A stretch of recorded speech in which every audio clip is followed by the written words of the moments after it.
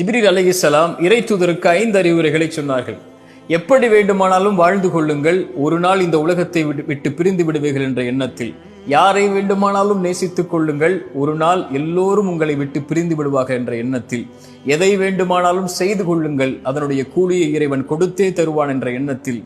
ஒரு இறை நம்பிக்கை கொண்டவனுடைய மதிப்பு இரவு வணக்கத்தில் இருக்கிறது. கடைசியாக இறுதியாக சொன்னார்கள், ஒரு மனிதனுடைய இறை நம்பிக்கை கொண்டவனுடைய கண்ணியம் என்பது யாரையும் அவன் சாராமல் வாழ்வதில்தான் என்று. மிக முக்கியமானது அது. இந்த உலகத்திலே யார் நமக்கு முக்கியத்துவம் தரவில்லையோ அவர்களுக்கு ஒருபோதும் முக்கியத்துவம் தராதீர்கள்.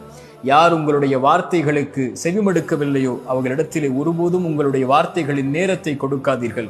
உங்களை விட்டு யார் பிரிந்தார்களோ அவர்களுக்காக ஒருபோதும் அழாதீர்கள். இதயம் உங்களுக்காகத்தான் துடிக்கிறது, பார்வை உங்களுக்காகத்தான் விழிக்கிறது. உங்களையும் உங்களுடைய இறைவனையும் மட்டும் சார்ந்து வாழுங்கள்.